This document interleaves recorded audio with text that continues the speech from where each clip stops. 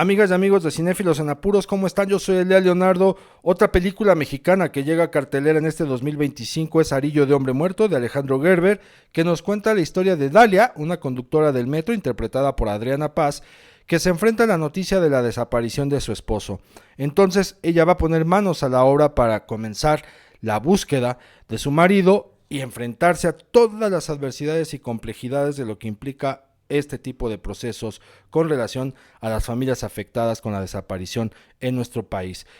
Esta situación le ocurre a ella además en un marco muy especial, pues está viviendo una transformación interna con relación a los sentimientos y emociones en torno a su marido.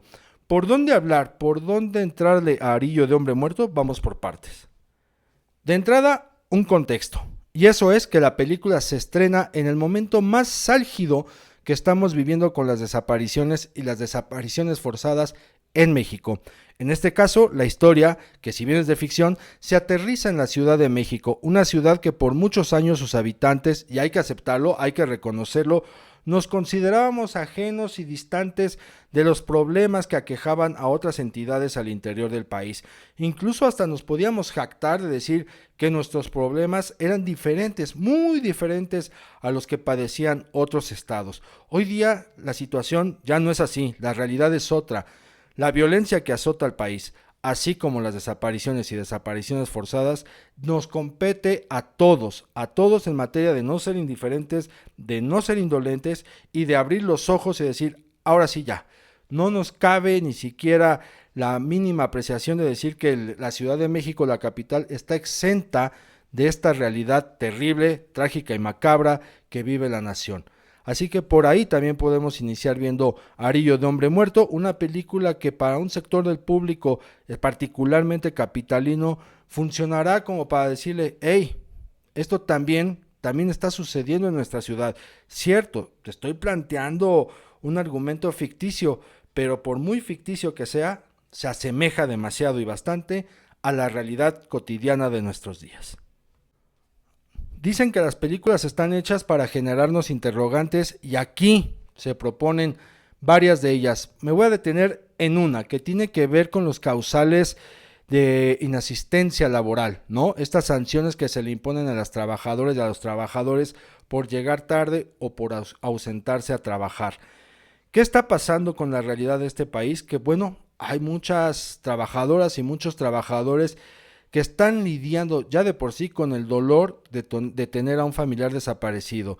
Y eso implica que tengan que llegar tarde o ausentarse a sus labores porque deben cumplir con los protocolos establecidos por los trámites burocráticos o porque reciben alguna información, a veces falsa, a veces errónea, de que han sido localizados los restos de su familiar, o porque deciden también sumarse a los colectivos de búsqueda, o por otras razones que implican precisamente invertir, dedicar tiempo, esfuerzo y mucho trabajo físico para buscar a su familiar. En este sentido, valdría la pena cuestionarnos, a partir de lo que plantea la película con una secuencia que vive Dalia con su superior, si no es momento de sentarse a dialogar y a discutir, por lo menos a discutir y a plantear la posibilidad de que se reformen o se tenga mayor sensibilidad con estatutos laborales en aras de las inasistencias o los retrasos laborales, siempre ligados al tema de que si no me traes tu reporte médico, pues yo no puedo meterlo como causal.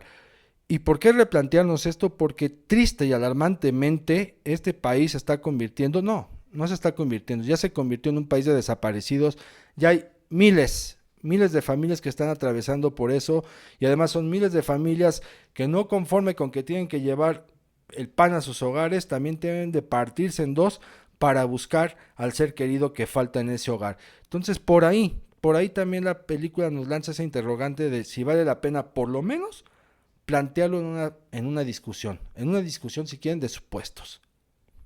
La película es en blanco y negro, una decisión y una elección que se basa mucho en pensar en el espectador, en pensar en el público que precisamente quiere entrar a una sala de cine para olvidarse de la realidad. Y en este sentido, si la película se hubiera hecho a color, tal como por ahí lo conversó Alejandro Gerber, pues quizás su reacción hubiera sido de incomodidad, de rechazo, de desprecio o incluso no le hubiera dado del todo la oportunidad a Arillo de Hombre Muerto, puesto que creería que no está viendo una ficción, sino más bien está viendo una extensión de lo que está viendo en las noticias todos los días, que está escuchando en los noticieros todos los días. Así que eso dijo, pues me lo voy a evitar. Así que vamos a plasmarla en blanco y negro para que el espectador se sienta en otro universo. Y en ese otro universo, ya en una conexión con una historia ficticia, no va a escapar del todo a la realidad. Y me voy a enfocar en una secuencia que ya hacia el final va a confrontar al espectador. ¿En qué sentido? Pues en ponerlo frente a frente con sus prejuicios con relación a las víctimas de desaparición forzada, en este caso con las familias o los familiares que están buscando a su ser querido. Es en el caso de Dalia, puesto que en un país donde desafortunadamente un sector de la sociedad ha caído en el garlito de comprar los discursos oficialistas y gubernamentales de criminalizar a las víctimas antes que cualquier otra cosa, de responsabilizarlas por completo de lo que les sucede, bueno, aquí lo van a poner sobre la mesa en cuestión de increparse, en cuestión de cuestionarse a sí mismos, de saber dónde estamos parados y dónde están parados con relación al tema de los prejuicios en torno a las víctimas. ¿Por qué? Porque van a escuchar y van a ver a Dalia pues pensando y sintiendo cosas que a lo mejor a ustedes no les van a parecer o van a creer que están mal, como si no tuviera derecho a sentir, como si no tuviera derecho a pensar lo que está pensando. Entonces ahí el hecho de que el blanco y negro se haya tomado como elección, cierto, va a influir en toda la película y en toda la historia, pero en esa escena en particular, en esa secuencia, va a jugar un rol muy importante, porque les repito, va a ser confrontativo. Y entonces sí, vamos a ver qué tan sumergidos estamos en esta idea de responsabilizar a las víctimas. O la otra es, oye, pues también hay que darles la oportunidad de que estén pensando y sintiendo lo que están pensando y están sintiendo. Por ahí va a venir un choque que también habría que cuestionárselo al director, tal como ocurrió con Cinéfilos en Apuros en la entrevista que tuve con él, la cual pueden escuchar en el podcast de Spotify. Si lo que quiso fue intencional, ¿no? Es decir, provocar al espectador para llegar a eso, o simplemente fue surgiendo conforme se dirigió la escena y se montó toda la secuencia. Porque si fue una provocación directa al espectador, bueno, hay ahí una mente perversa de Alejandro que hasta cierto punto es plausible, en el sentido de, pues sí, ya también es momento de que a la sociedad se nos cuestione y se nos pongan temas más complicaditos en aras de vencer prejuicios y por el contrario empezar a sumar y a preguntarnos, bueno, ¿qué vamos a hacer para combatir esto por un lado y por el otro lado para dejar de estar comprando los discursos oficialistas y gubernamentales de culpar, como siempre, a las víctimas? Y finalmente la construcción de la Ciudad de México que hace Alejandro Gerber, me remito a Lluvia de Rodrigo García Sáenz, también estrenada en este año, que nos muestra una Ciudad de México con la cual nos sentimos cercanos e identificados, pero que al mismo tiempo no logramos identificar algunos rincones. Algo similar sucede aquí. Claro, vamos a ver al metro en sinfín de ocasiones y en varias estaciones que nos resultan entrañables, familiares y también padecibles, ¿no? Por las fallas que presenta el sistema de transporte colectivo últimamente, que curiosamente aquí en la ficción sí funciona, ¿eh? Y hasta las escaleras eléctricas funcionan muy bien. Pero me refiero a otras cosas, por ejemplo, los condominios y las unidades habitacionales con el problema del estacionamiento, lo van a ver con Dalia, que estaciona su auto muy lejos del departamento y del edificio que habita. Es una realidad que aqueja a esta ciudad.